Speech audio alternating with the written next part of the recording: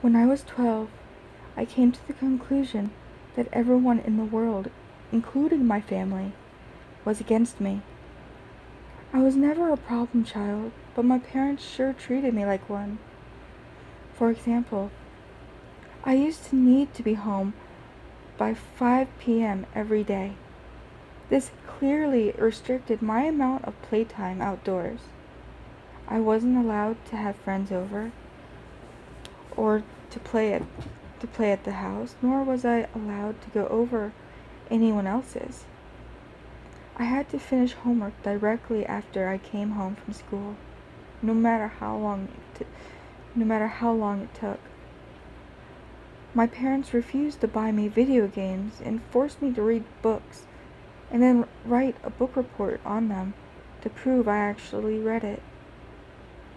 Now, even though those rules listed above were quite frustrating to me as a child, they aren't what upset me most. What really hurt me was a lack of compassion on behalf of my parents. My mother was a bitter woman who always made me feel guilty of accidents or mistakes I've made. My father only knew one emotion: frustration. The only time he spoke to me was when he screamed at me for receiving poor test scores or beat me for misbehaving. But enough about them. Let's talk about my school psychologist. For his own privacy, we will call him Dr. Tanner. Like most junior high schools, a psychologist is always available on campus during school hours to assist any students in need of counseling, whether it is emotional, academic, social, behavioral, etc. To be honest, I've never seen any students talking with Dr. Tanner. Every day, I would walk past his office on my way to the cafeteria and peek through the door's little window. He would always be alone in there, working on some paperwork. I guess that most kids were too afraid to speak about their problems to an adult who was practically a stranger. For this reason, it took me 3 weeks to muster enough courage to go into his office. March 2nd, 1993 was the day I decided to voice my troubles to Dr. Tanner. During lunch, I stood in front of his office and knocked. Through the window, I could see him raise his head, smile, and motion me to come in. I did. He greeted me by introducing himself and asking for my name. Dr. Tanner was a very soft-spoken man who seemed to radiate kindness. In less than 30 minutes, I rambled to Dr. Tanner about how mean my parents were to me and how they didn't care about me at all. After a while, my voice began to quaver and I stopped speaking. The psychologist listened patiently to my whole spiel, arms folded and head nodding. I half expected him to begin talking about how everything I had just said was untrue and that my parents loved me dearly and blah blah blah blah blah. But he didn't.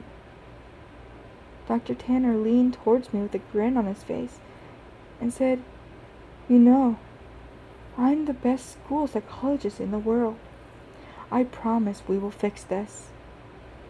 I rolled my eyes. "Okay, but how?" I asked. "I have my ways," he replied. "I'm a man of my word. I promise that within just 1 month, the relationship between you and your parents will change for the better. Forever." After a brief pause, he continued, "Although, I do need you to make me one promise. You have to promise me that you'll come back to my office after school tomorrow and that you won't tell anyone that we had this conversation today. It'll be our little secret." I promised. The following day, I returned to Dr. Tanner after school. It was around 4 p.m. when I entered his office.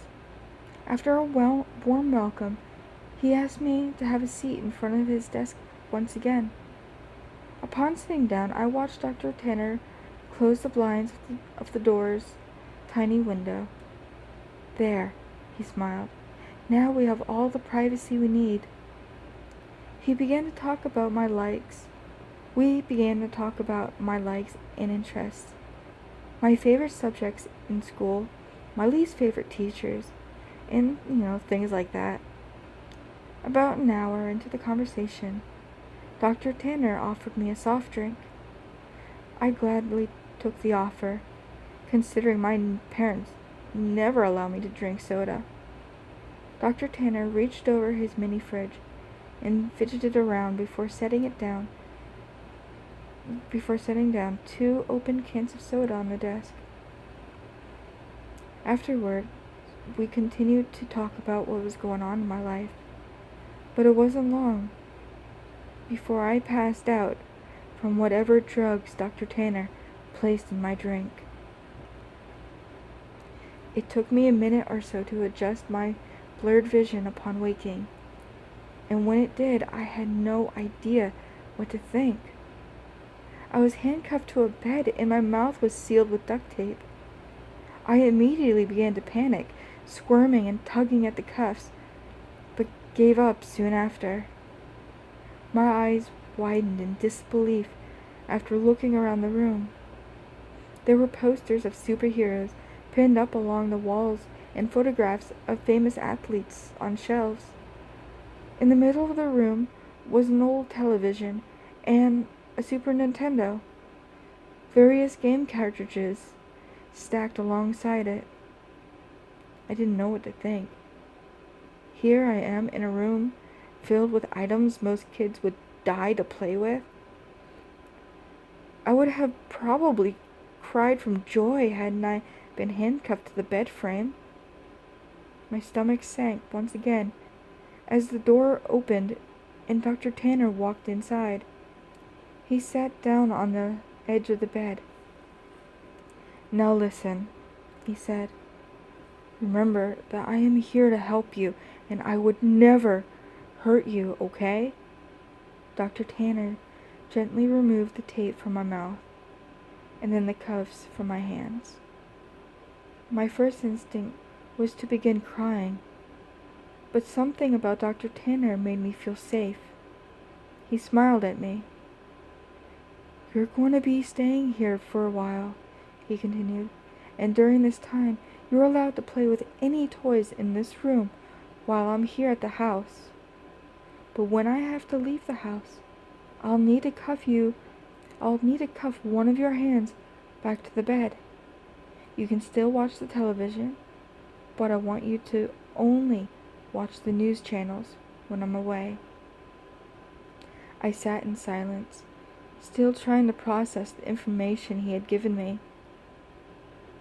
"So," Dr. Tanner slapped me on the knee, "you go ahead and knock yourself out. I'll be back when it's time for dinner." He got up from the bed, walked across the room, and clicked the TV's power button before locking the door behind him. Several more minutes passed before I realized that Dr. Tanner wasn't joking. All that was left for me to do was boot up the Nintendo and play Mario until nightfall. At about 7 p.m., Dr. Tanner returned to the room carrying 2 plates of mashed potatoes and chicken strips. I finally gathered up the courage to ask him how long I'd be staying in this room. "Well, about a month," he replied, "give or take a few weeks. I just have some work I need to do." The following morning, I awoke to Dr. Tanner's hand patting my head.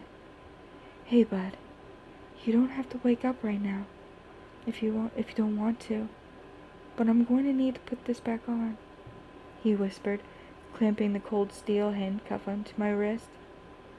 I gazed up at him. He was wearing a collared shirt and slacks, a coat draped over his shoulder, and a suitcase at his side. He looked just how he always did when I saw him around school. Before leaving, he placed the TV's remote next to me and told me to turn it on and watch the news.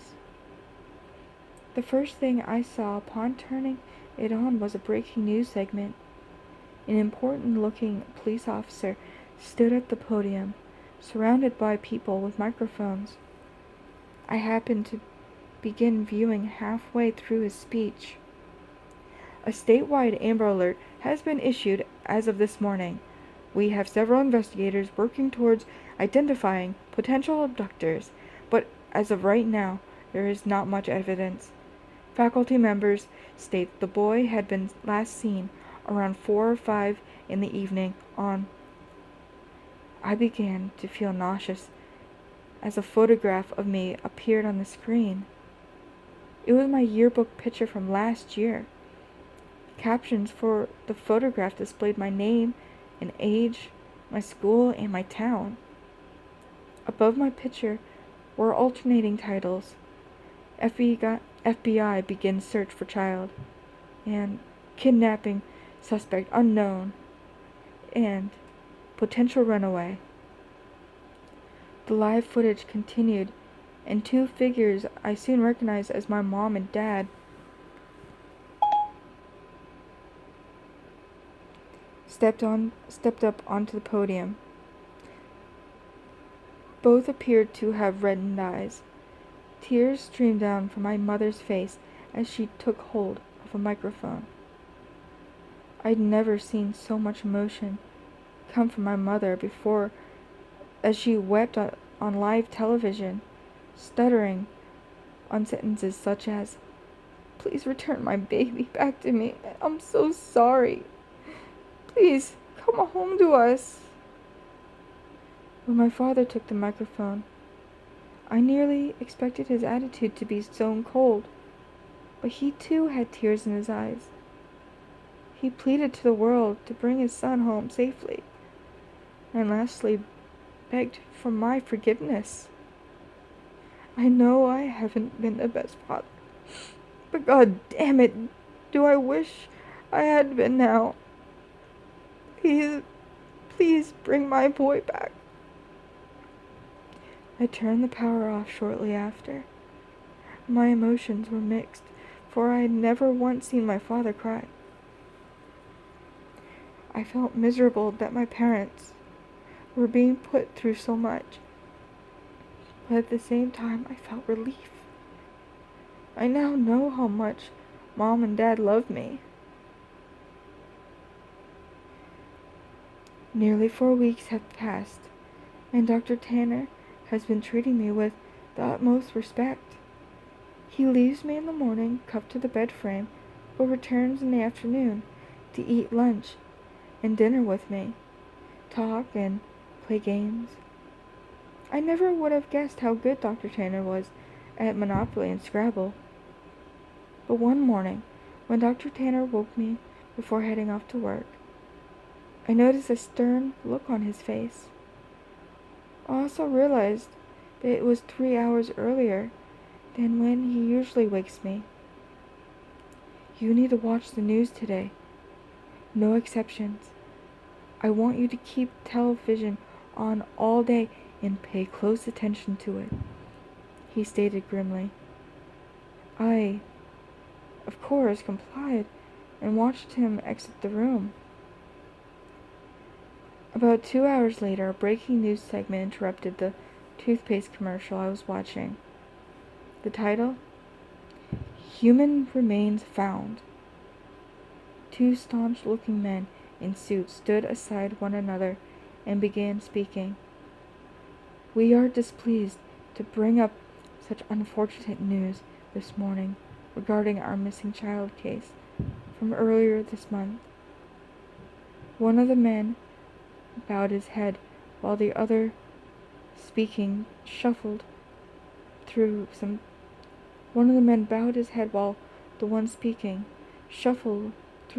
some papers. He continued, "Remains of a body have been found in a garbage bag beneath a highway overpass. The body appears to be that of a child, although not much is left of it. The body has been decapitated, and much has been burnt to ash and bone. The screen shifted over to a helicopter view of the freeway. Dozens of police cars gathered near the bottom of a tall overpass. The man's voice could still be heard. Within the bag, police found a junior high school identification card labeled as such. The screen showed the school ID card I always kept in my backpack.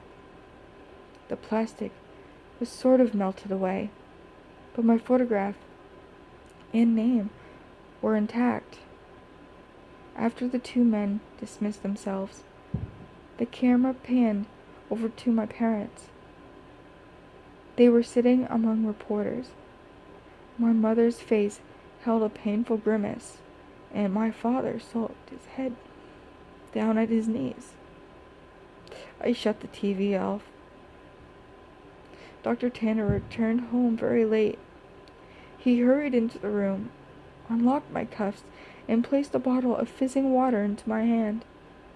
He placed his hands onto my shoulders and smiled. "I made you a promise, didn't I?"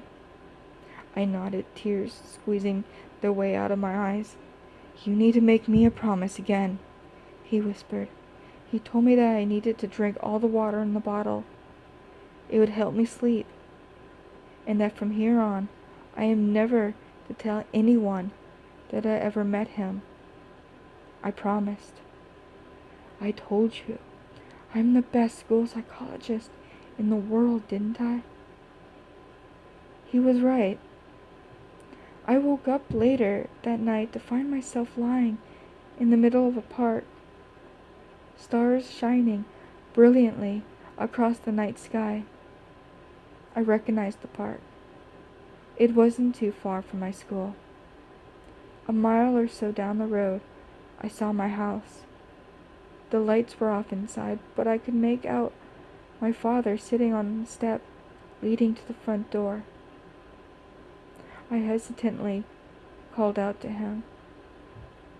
He lifted his head slowly, but when he saw it was me, he sprang to his feet, ran towards me, arms open, yelling my name.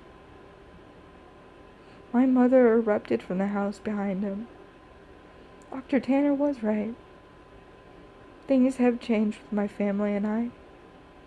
My parents smile more often and treat me lovingly. I could not ask for a more perfect ending. Every now and again, I see Dr. Tanner on campus, talking to and from his office. Rarely do we ever make eye contact, let alone speak to one another. But sometimes he'll shoot me a wink and a smile. I'll always keep my promise to him and pretend I never met him. But there will always be one question forever floating in my mind. Who did Dr. Tanner decapitate and throw over the overpass?